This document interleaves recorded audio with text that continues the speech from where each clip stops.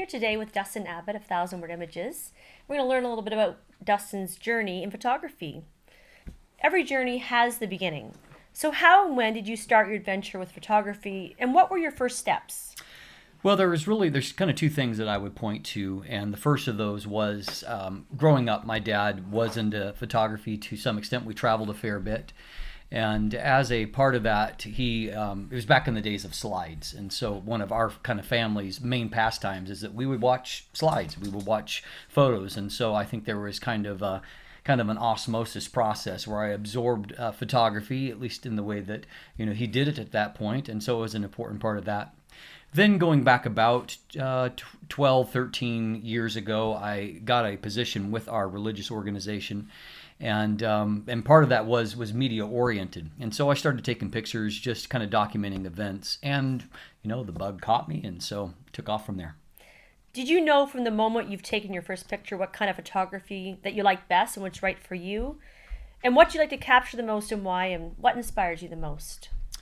I wouldn't say that there's any one type of photography that really drives me. I'm more invested in what I'm doing at the moment. So if I'm out shooting landscapes, I love doing that. If I'm shooting macro photography, I'm into that. If I'm shooting portraits or weddings, it's more about being in the moment. And because I am a gear person and I'm constantly dealing with doing the reviews of different pieces of gear, I think part of the challenge that I like to accept is to get the best out of whatever I happen to be doing at the moment. So obviously, if I'm testing a macro-oriented lens, then I'm very focused on macro photography, and I want to to really test the gear, but also to challenge myself to see if I can get the best out of a piece of gear, whether it's extraordinarily expensive or if it's a cheaper product. I want to I want to say that I've gotten something that I can be proud of with every piece of gear.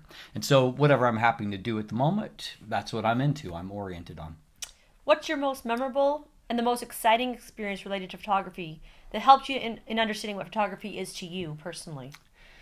Well, as far as way that my photography has kind of evolved into becoming a gear reviewer, my wife and I will remember times when I kind of would express a dream of doing basically what I do today, and so I think that where that breakthrough really came is that I did some reviews of things that I owned myself, and it's pretty easy to get the product when you've spent the money to buy it yourself. So I just reviewed things that I personally owned, and then based on that little portfolio, I got one of the distributors here in Canada to take a shot on me and to send me a loaner lens. Now at this point, this was a loaner of a lens that had been on the market already for 7 or 8 months, and so it wasn't necessarily a new thing. But based on the strength of that and the fact that I applied myself and I think did a good job with it, when the next piece of gear was coming to market, in fact in this case before it was even released to the general population, they extended an invitation for me to spend some time with it. And so I had worked on that, and it was really, really exciting to be able to have in my hands something that people maybe knew existed, but had never actually used. And so then when I got permission to even kind of release it a little bit early, before it even hit the market, and they kind of fudged the release day a little bit and let me go to market early. And Canon Rumors, website, I had been talking to them, and so they featured that actual review. Well, I mean, for the first time I had a breakthrough in terms of traffic. In fact, so much traffic that I discovered that my website wasn't ready to handle it. And I basically broke my website. I lost a lot of sleep over it. But I realized at that point that I had the potential to really expand this and to be successful at it. And from that point, it kind of really began to build. And I may not have as much excitement over every piece of gear that comes from my hands, but every now and then there is something that I'm really personally excited about, and I get some of that same kind of feeling of it's fantastic to do what I do.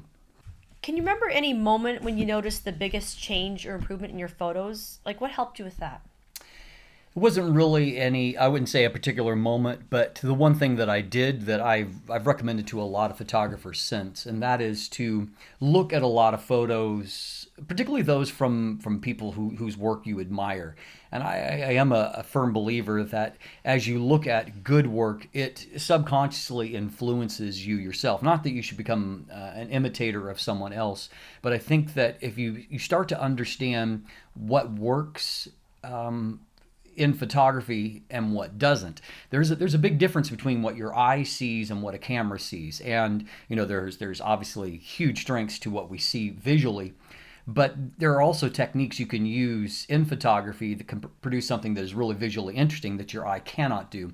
And it's really kind of learning what worked in a photo, both in my own work, but also by looking at the work of people that I admire and seeing, what they've done something that's really, really fantastic. Now, what can I learn from that? What can I absorb from that? And I would say that and understanding how photography gear actually works. And on that note, I always encourage people also to actually learn things like aperture and the relationship between that and depth of field and things like that, because when you start to understand what actually takes place when you take a photograph, it really helps you to be able to visualize how to create, or maybe gives you the expertise to create what you can visualize in your mind. And so I think those two things really helped me a lot. Speaking of techniques, can you give us some advice of something that worked for you that helped you track your progress and to keep you on going forward in your photography journey? Well, I have tracked, obviously, I mean, I mostly came to become a photographer in the age in which we have, all in the internet age, basically. And so all along the way, there's metrics through a lot of, basically all the different places you might share your work. And so while I have tracked that, those metrics, and I think it does give you some feedback as to what works and what doesn't, I also have learned to kind of value my own inner voice in that, because I've shared some exceptional photos that weren't all that critically successful. Mm-hmm. And then I've shared some mediocre photos that were very, very successful. And so at the end of the day, I still know which is which. And so I'm not really moved by that. I don't want to do photography based on an algorithm. I mean, I've noticed that there are some people who are very successful on photo sharing sites that basically share variations of the same theme every time. They just do the same thing over and over again because they've determined that it's popular. I don't ever want to do that. I want to do the kind of photography that actually motivates me and not boil this down to some kind of algorithm that says, if I do this and I demonstrate it this way, I'm going to get a lot of, critical success for it. So in a sense, I would say that I value my own opinion more so than what I value the opinion of the crowd. And I think in many ways, that's more of what being an artist is about. They say that you can't grow without being challenged or without challenging yourself. So what is the most challenging part of photography for you, and how do you challenge yourself in that? Well, one of the things I think I've personally, just maybe because of my personality type, is that I had to learn how to properly process criticism. And to learn what is actually constructive criticism, things that I can grow from, and that which is just someone being small and just and out on the internet people are anonymous, and so they say and they do things there that they wouldn't necessarily do in person. And so you really do have to learn to kind of parse out what is someone just being a troll, as we call them on the internet, and what is actually constructive in terms of criticism, something that I should have done better. Was that horizon actually crooked? And so for me, it's not becoming wounded by words that are just said by some person that's either jealous or just being abusive. But it'd be also to be open, so growing more thick-skinned, and I've had to do that more and more as I've become increasingly a public figure, and I have just access to a lot more people who can criticize me. And so, you do have to develop thicker skin, but also I don't ever want to get to a place where, you're kind of entitled or arrogant to where you think that you're above criticism, because a lot of what I've learned along the way, either on gear or in photography, has come from being challenged, doing research, and either reinforcing my position and articulating it better, or recognizing that I got something wrong and that I needed to grow from that. And so that's my takeaway. I think it's about how to properly handle criticism and to actually use it to become better. Right. Last but not least, Dustin, if you could turn back time, restart your journey, what do you think you'd do differently? And think of it as advice from yourself now to when you first started in your journey in photography. Sure. Well, I would say that the biggest thing that I would say for myself, and I would say to others, is that I would be quicker to sever ties or sever relationships with either companies or individuals that I didn't actually enjoy working with. When you started off, you're really hungry, you're really desperate for every opportunity that comes your way.